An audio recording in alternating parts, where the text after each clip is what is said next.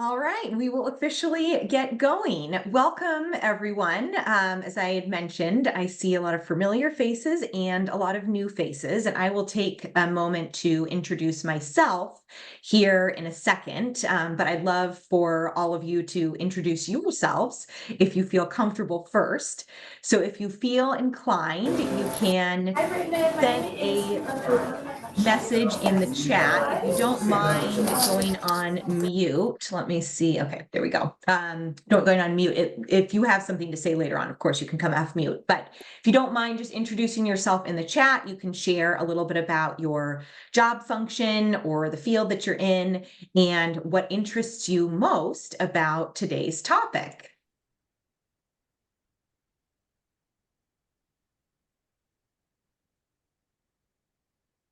We'll see.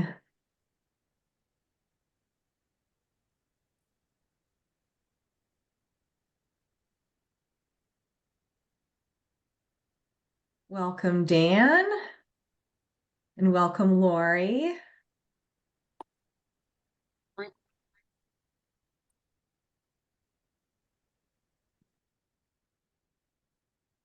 lot of varieties of people, some consultants, some business owners, some team leaders, sales, people function. That's awesome. You can continue to share in the chat, and as we get going, I will take a minute to introduce myself. So for those of you who have not met me yet, I'm Caitlin Hensey. I am the owner and founder of Passion to Profit Consulting. I started the business earlier this year, kind of as what I call a side hustle. Let me get back to screen here. Yes, as what I call kind of a side hustle, and then formalized it in the early part of Q3. So I am just getting started, and part of what I am really passionate about is helping to give back to the community and ensuring that everyone has the opportunity to learn some of the new tips, tricks, and practices that I like to work with my clients on. So to give you an idea about who I am and what I do before we get started, I am really passionate myself about helping to equip business leaders, whether that's an owner or a team leader or just a member of a team, with the blueprint and tools to grow their organization and really be able to see long-term sustainable success. So I help by diagnosing the root cause of the challenges and then creating a strategy through partnering with the team that helps address those root cause challenges and create a way to continuously manage the various tasks, initiatives, projects that they do to help truly solve and eradicate those challenges. That is a very broad description on purpose, because the teams that I work with vary quite a bit. Sometimes they are small business owners who have, a small and mighty team and want to look at the business holistically. Sometimes it's a team leader for a large to medium-sized corporation, and sometimes it's focused on a specific type of functional strategy, like a sales strategy or a people engagement strategy or a talent attraction strategy. So depending on what your team is and how you operate, you will hopefully be able to learn from some of the small tastes of the methodology that I share today. And then if you are interested in understanding what a partnership with me looks like, I would love for you to contact me after the session, provide me with your feedback, and share more about what interested you most. To kick us off, we are going to watch a very brief 2-minute video. So if I can make sure technology works in the right way, which is always fun. One moment. I'll pull up the various screens.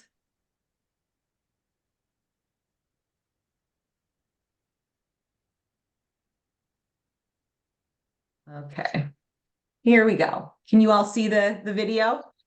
Mhm. Okay.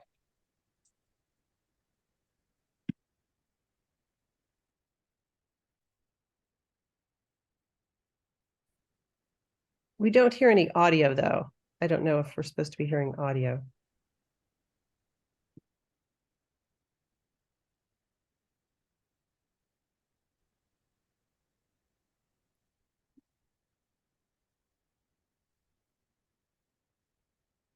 That better? No.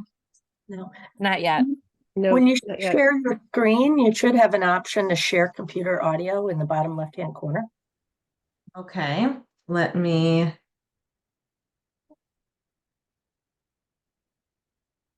Yeah. Might want to stop share and then reshare to Okay. have that choice. Sorry, everyone. Always fun stuff. Oh, we've gone through all this learning together. Share sound. There we go. Okay. Here we are. Let's see if this works. I'm going to start it over. So, you're starting to Good? use OKRs, Okay. and you're thinking, another business acronym? How will this actually help me and my company? If you give us a minute, we'll explain what OKRs can do for you. OKRs have enabled companies like Google and Intel to become industry leaders, while helping them become great places for people to work. So, what are OKRs exactly? OKRs are a goal-setting method that use objectives and key results. The objective is where you want to go. The key result is how you plan to get there. OKRs are usually set each quarter for every level of an organization. Leadership sets the company OKRs, and then teams and individuals are empowered to determine how they can have the biggest impact. So let's say your company has lofty goals to reinvent your industry. In the OKR framework, you start by setting clear company objectives. You then follow with a series of key results. These are the milestones on the road to success. If you hit these milestones, that lofty goal will be within reach. OKRs are transparent. Everyone in the organization can see each other's goals, from the CEO down to the intern, enabling your entire company to align their work toward the same overall goals. Objectives are ambitious. By setting goals beyond the normal boundaries, individuals and companies can push themselves to accomplish the unexpected. Key results are measurable. With tangible milestones, you can clarify how you'll accomplish your goals, and at the end of the quarter, know exactly how much progress you've made. When OKRs are used effectively, the results are extraordinary. Companies become more focused, transparent, and aligned, and employees have more power to make a meaningful difference for their company and their careers. To learn more, visit lattice.com/OKR. What do you want to achieve?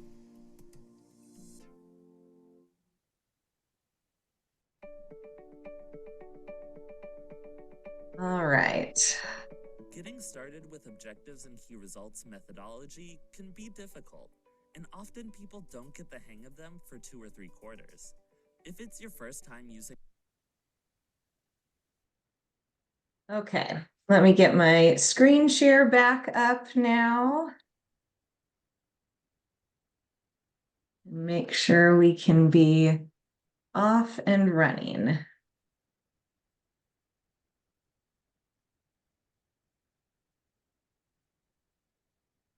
All right, as I'm getting the screen share back up, just out of curiosity for all of you, I'm wondering what you heard in terms of the criteria for OKRs. So we talked a little bit about what O's are, as far as objective statements, and what key results are.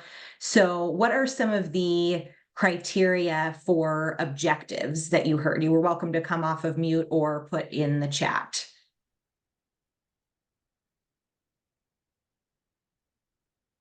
Any thoughts? I heard that you do that you want to kind of like stretch goals, I guess is what I heard. Yes, yes. So objective statements are stretch goals, they're aspirational, inspirational.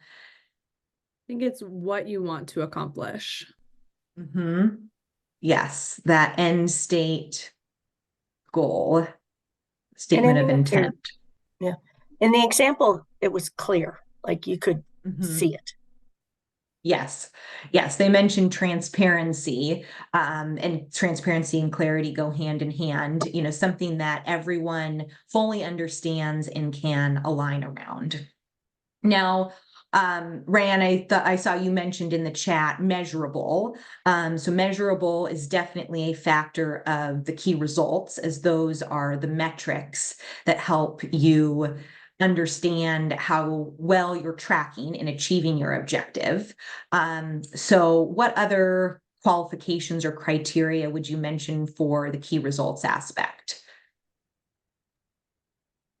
I added in there, specific time bound, and then this idea that they're sort of integrated across the organization. So you're, mine are going to roll up to sort of my leader, and there would also be transparency to know what everyone else's are. Yes, there's that alignment for sure. I think regular checkups too of those goals and making sure that they're realistic but yet lofty. Yes. Yes, the regular check-in piece and the continuous iteration component is vitally important to the success of OKRs. The next slide here shows my criteria that I use when guiding clients or teams through setting OKRs. And now it says criteria. I would say, take these as best practices or guidelines. Sometimes when you're starting out, you don't automatically have the 3, 3, and 3.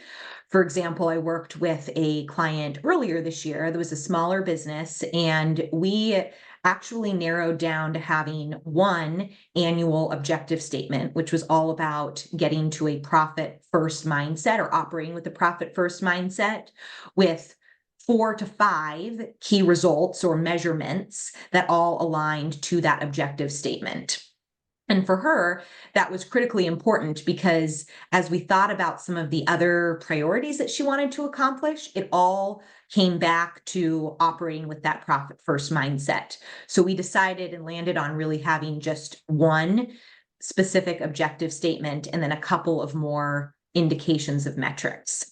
So as I work with you or your teams, these are somewhat flexible, but we like to have the guidance in order to prevent us from getting too overboard and coming out with 5, 6, 7 objective statements where all of a sudden we can't focus on what's most important because we have too many areas of direction that we're looking in. So the rest of today, we will spend on what I call my 5 steps to success in taking you from a vision statement to the actual work that you and your team members do on a day-to-day basis. And the beauty of these 5 steps is that it does create that transparency and alignment.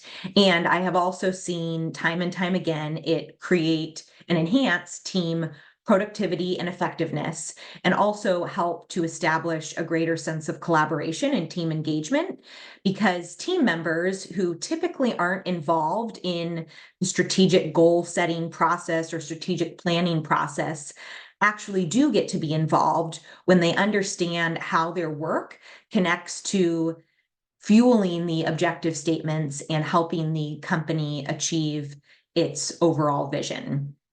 So I'll walk you through very briefly each of these 5 steps, knowing that it will be a small taste of what I do when I work with teams, because we typically spend maybe an hour or 2 on each step through virtual meetings, collaborations, there's work in between. So just keep in mind that it is almost impossible to get all the way through this in 30 minutes. And this is just meant to help give you a taste of what it looks like so you can maybe apply some of these to your organization or take some of the practices away to discuss with your team afterwards.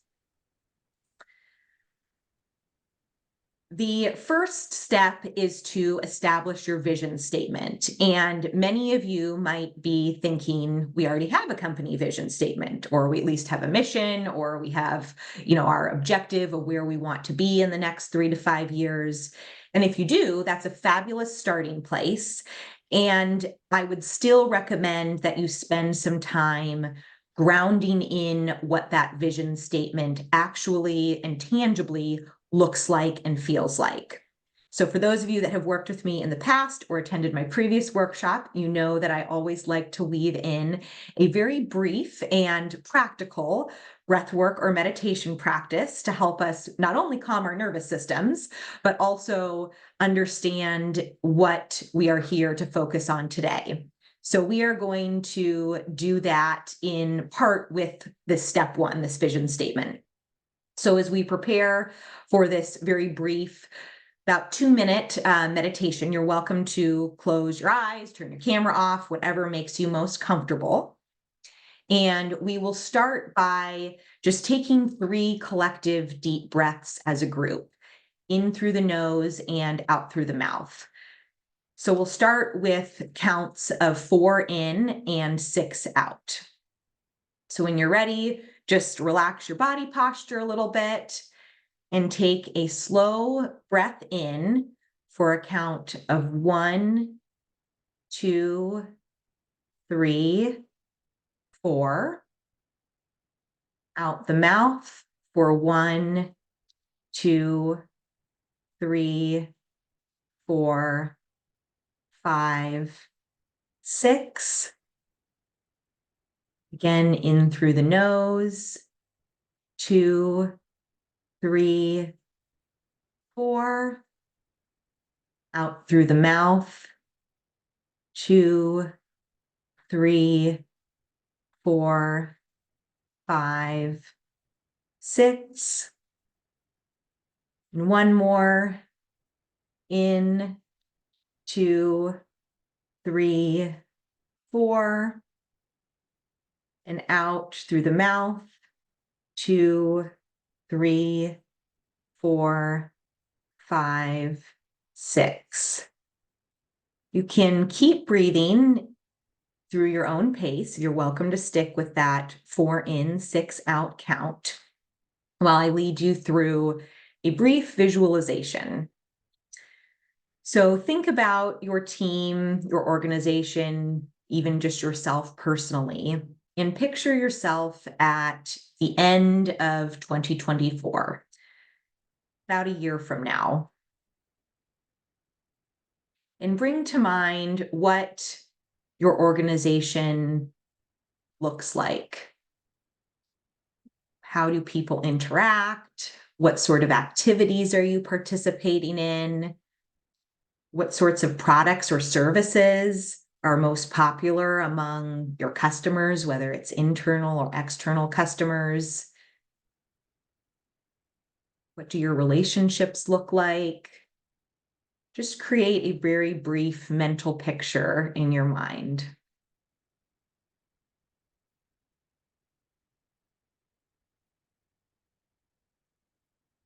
And as this picture comes to the forefront of your mind, tune into your feelings. This might be emotional states, body sensations, mental thoughts. What does this feel like? What do you feel like? What might your team members describe feeling like if you are able to actually have this vision come to be a reality?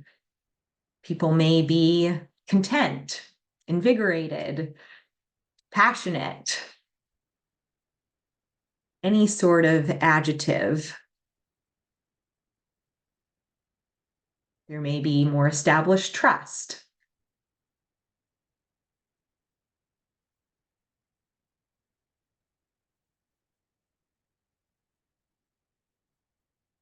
And lastly, bring to mind what your team is doing on a daily basis.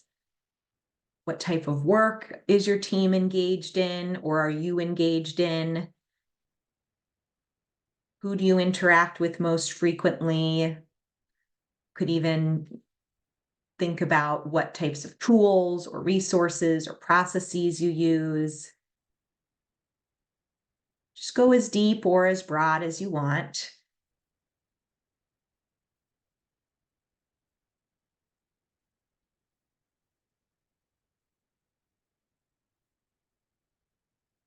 And to end, we will take one more collective deep breath together. So start by just feeling into the present space, whether that's your feet on the ground, your bottom on the chair. And take a deep breath in through your nose for 1, 2, 3, 4, and out through your mouth for 1, 2, 3, 4, 5, 6. You can come back to the present moment now. Open your eyes, look around the room for a minute. If you just need to reground yourself, turn your camera back on if you feel comfortable, and just bring yourself back to the present Zoom space moment that we are in. Thank you all for entertaining me with that little exercise. It is probably rare that many, at least in the business setting, that many of us start a strategic planning session with breath work and a guided meditation. However, I have seen this be very effective, not only for just centering us in the present moment, but also calming our nervous system and helping us wake up the creative space in our brains, which is very much necessary for strategic goal setting.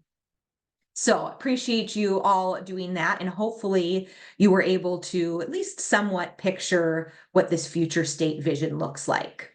So that's the first step. You certainly don't have to do the guided meditation with your team. You can use some of the question prompts that I guided you through as you had your eyes closed and have team members write them down, do them as pre-work, put them on Post-it notes on a flip chart, put it in Miro, wherever you might be documenting your information. There are a variety of different ways to just help us align on that vision statement. So assuming you have that formed, we move on to the second step, which is identifying the key themes. Now, this step is important because these will be the starting place for creating your objective statements. So in staying with the criteria, we eventually want to narrow down to 3 or less key themes. The first question that I like to ask to help people start thinking about what those key themes might be is to discover what 1 to 3 big things we need to focus on for the upcoming year in order to help us achieve that end state vision. What 1 to 3 big things? Now, this could be we need to increase our communication and create more clarity within the organization, or we really need to find a way to increase our profit so we can stay successful and sustainable long-term as a vision, as a business. Or maybe you're just starting out with your team and you're either a new team leader or a new consultant or solopreneur, and your big thing might be to discover what your nature, your target market is, or potentially to discover how you want to structure your offerings in order to satisfy your clients. These are somewhat broad, but they're just larger topics that you think really need to be prioritized for the upcoming year. For those of you that attended my last workshop at the beginning of November, you might remember me mentioning 3 different pillars or categories that can kind of help you structure your big things. And they're the three P's. So profit, process, and people. You don't necessarily have to have one in each of those 3, but if you want some guardrails or some sort of directional guidance to help you or your team think about what your theme should even be. Sometimes people have a hard time saying, I don't know what my themes are. Those are, big things. That's too general. You can narrow it down to say, what do we need to focus on to increase profit? to optimize our processes so we can be more efficient and productive, and to enhance our people and our culture. So that's kind of a way to narrow it down or make it a little bit more tangible. The last tip I'll give you for this particular section is to ask yourself, if you do have a lot of things in mind, if you've tried to narrow it down, you still have 5 or 10 big things, ask yourself, where do we need to focus first in order to make progress in other areas? So I'll give you an example from a client that I'm currently working with on kind of a large general scale. We did few exercises and were able to narrow it down to 5 big things. One was around increasing sales. One was around making communication more transparent within the organization.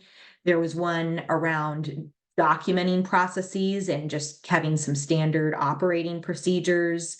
There was one around, getting a team organizational chart and structure in place. And then the last one was trying to increase customer satisfaction. They all seem different enough. And when I asked them where they wanted to focus first to enable priorities or to enable success in other areas, one of the ones that really rose to the top was the standard processes or documentation of processes. And we discovered that by doing that, we can hopefully help increase, team engagement and communication, and increase customer satisfaction by operating more productively and efficiently. We don't know that for sure, but that was, from our research, the best assumption that we could make. So we were able to target just that one theme in order to create an objective statement. Does anyone have, if you've thought about, some of your big priorities for 2024, does anyone have an example of what one of those big things might be you want to focus on next year to help you achieve your vision?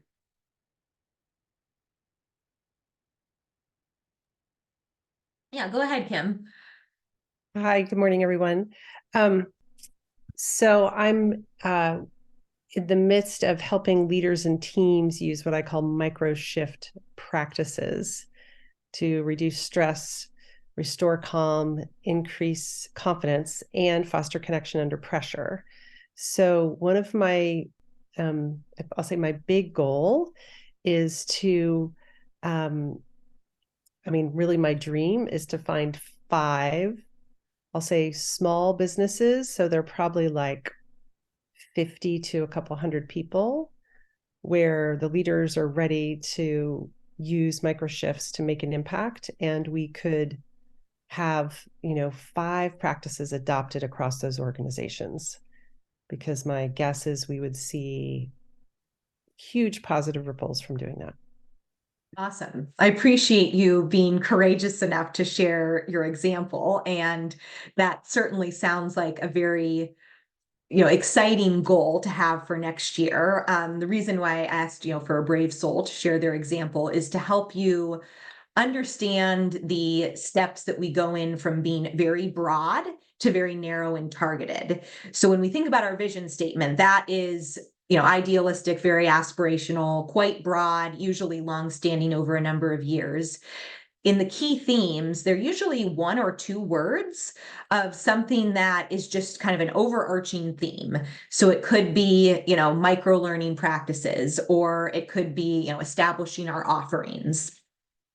Where you were going, Kim, which is great because you're already getting ahead, is in getting a little bit more detailed when we create our actual objective statements and the measurements. So we go from broad, and then each step we get a little bit more defined. So the next step is creating your objective statements. Now, if you remember back to the video or some of the original first slides, the objective statements are your statement of intent. They are ideally what you want to be true at the end of the year. So when you read your objective statement, you want to think, okay, December 31st, 2024, I want this statement to be a fact for my organization. a lot of times we are used to creating strategic goals or, objectives, SMART goals, whatever we call them, in a way that starts with a verb. They're an action. They're to do something, enhance customer satisfaction or increase employee engagement or hire 5 people, things like that. And those are fine. There's not really anything wrong with that. But the objective statement and forming it in that statement of intent allows us to be able to evaluate if it's something that we have achieved at the end of the year or not. And then the actions, the verbs, come into play more with the key results and the initiatives. So the way that I like to do this is to continue to ask ourselves why once we come up with a specific action or an objective statement. So if we, for example, have a goal that says we want to increase the number of sales closed, we want to increase our sales. That's really important to us. We may say, well, why is that important? Well, okay, we want to make more money. All right, yes, that is important. Well, why is it important to make more money, or what's behind that? Well, we really want to satisfy and delight our customers. So once you get to that piece, you may create an objective statement that says our company is preferred by our target customer base. So instead of having, okay, strategic goal, increase number of sales, you have this more aspirational, I think, at least more inspirational objective statement of our company is preferred by our target customer base. That's something that we can all visualize and rally around and hopefully get excited about. And then we still do want to increase our number of sales closed, but those metrics and those tasks come in when we talk about the key results and the initiatives. This is a new way of thinking, and I know that it can be a bit confusing at first. Does anyone feel comfortable sharing an example of maybe either a current strategic goal or something that they are trying to accomplish that may be in that kind of verb task-oriented form? And we can work together to maybe change it into an objective. Does anyone feel comfortable sharing? If not, I can give another example.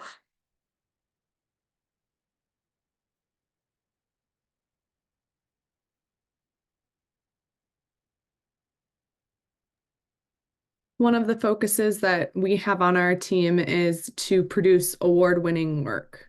So it's very driven on what we're producing and our outputs.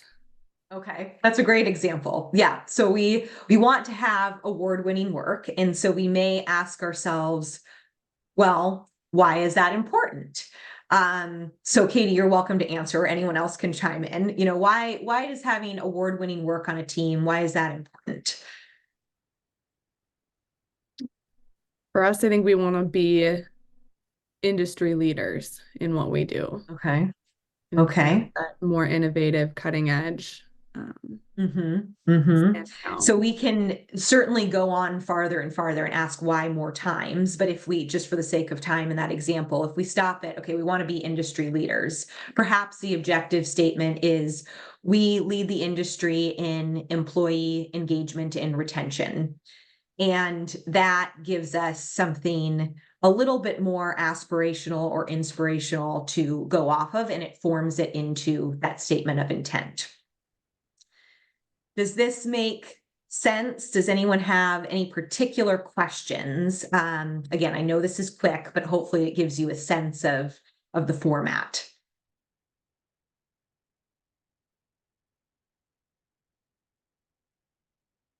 All right. We will move on to the fourth step, which is selecting your key result metric. So this is where you get to the actual numbers. Key results are a little bit different than KPIs or just general measurements that you all may be used to, because we really focus on the outcome versus the output. So usually when I guide teams through creating key results, I ask them to first list out all of the projects, tasks, the work that they want to do in the coming year.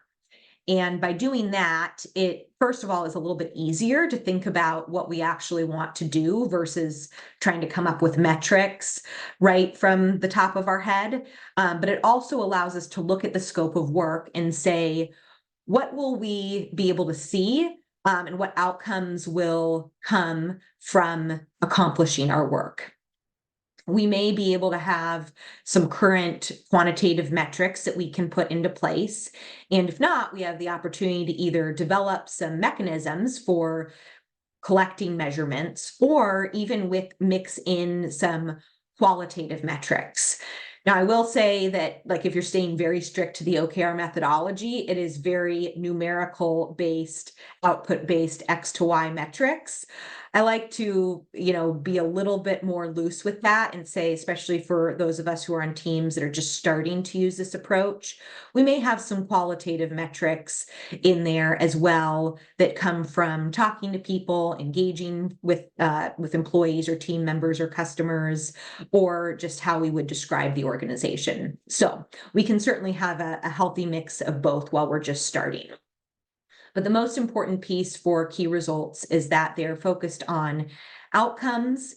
Ideally, they are headlight versus taillight metrics, which means that they can be tracked over time and allow us to see slow iterative progress in order to make adjustments, versus the taillight metrics, which doesn't give us a sense of how we're doing until something is done.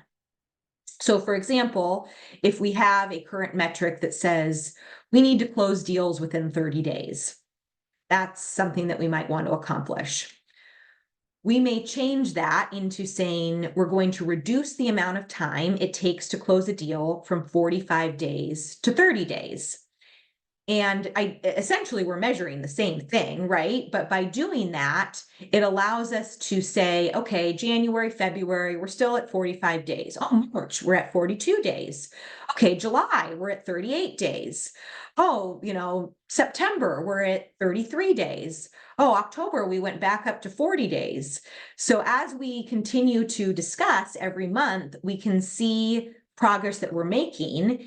And if we are taking the dedicated actions and we are seeing progress towards our goal, then it means, great, we can celebrate. We're on the right track. We're doing something right. The actions that we're taking is accomplishing the result that we are hoping to get. If we are taking actions that we think will help us meet our key results and we are not seeing the needle move, then we have an opportunity to think as a team to say, do we need to shift our actions or do we need to shift the way that we're measuring? So it again goes back to that continuous strategy iteration approach by allowing us to have those open discussions as a team to say, what do we need to change and adjust so we don't get to the end of the year and then think, well, this didn't work and we don't exactly know why or where it went wrong.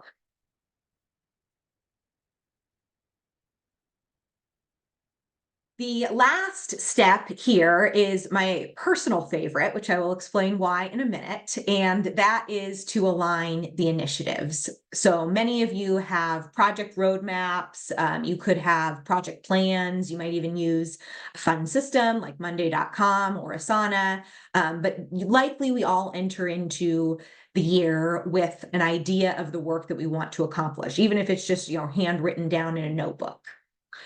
In this last step, after we have our objectives formed in our key results, we look at all of the work, the tasks, the projects, the initiatives, and ask ourselves, from our best guess, how do we think this work aligns to our OKR pillars? So each pillar is objectives, key results, objective, key results. If we cannot make a very logical and rational alignment between doing the work and achieving our OKRs, then we ask ourselves, well, why should we be doing this? Or why do we need to do this? That allows us to prioritize and determine what work we want to accomplish first in order to help us meet those OKRs. And the beauty of this initiative work is that it can change and adjust very frequently. So I have seen teams do these types of pulse checks weekly in meetings where they say, okay, this is what we did. This is the result that we're seeing. Here's our key results. Here's, some of the outcomes that we're able to observe. What does that mean? What do we need to do next? What do we need to change? What do we need to shift? So it doesn't lock us into a roadmap that has specific outputs for the entire year, because we're continuously learning, adjusting, and creating some new tasks and initiatives based on what we learn. Now, the reason why this is my favorite step is because this is where the power of increasing alignment and engagement comes in, especially for teams. So as I mentioned in the beginning, a lot of times teams are just given the strategic objectives of the company and told, okay, this is what the company is going to focus on this year. This is what the team's going to focus on this year. Now you go create your SMART goals or create, your actions that you need to do based on this. But when we take the team's work and visibly show them how it aligns to accomplishing our objective statements, you're able to get a team that is much more committed and engaged and hopefully enthusiastic about helping you achieve those objective statements. Now, if you don't have a team and you're on your own, you still can do this. I have seen the power of this in my own work now that I work for myself and don't have a team under me, and just being able to continuously ask myself, where do I want to go? What are my objective statements, and what work am I going to do in order to help me get there? So it gives me a personal prioritization mechanism as well. Now, as we wrap up, I will share one example. This is from a client that I worked with last month, and for confidentiality purposes, there's a couple of, places X'd out, but just to give you something tangible to walk away with. And you'll get copies of these slides as well, so you can refer back to it. But we started with the vision statement that really wanted to serve people who are affected by a certain, cause or something like that. And we identified the key themes of raising awareness, increasing donations, optimizing processes. We were then able to we actually ended up having 2 objective statements, but this is just an example of one that was around, working closely with corporations to increase funding. You can see the specific X to Y metrics in the key results. And then we were able to prioritize the initiatives that they're going to use to start the year. And that allows them to have something to go off of. And then we continue to adjust and shift after these initiatives are accomplished, or if we determine they're no longer necessary. All right, well, we are about at time. I will send us all the recording as well as a copy of the slides. I appreciate all of your patience with the technology challenges and glad that we were able to make it here. And before we wrap up, I just want to say thank you again for all of your support, for being open minds and learners today. And if you have feedback on the session, if you have questions, or if it sparked a curiosity in you of how I might be able to partner with you personally, with your team, or with anyone else in your network, I would absolutely love to hear from you and encourage you to reach out and at least have an initial conversation with me to learn a little bit more about my approach and process, and so I can learn more about your team and organization. All right, well, it is 10:16 Central Time, so I will let you all go and hope you have a fabulous rest of the day. Take care, everyone. Thank you. Bye-bye. Thank you. Bye.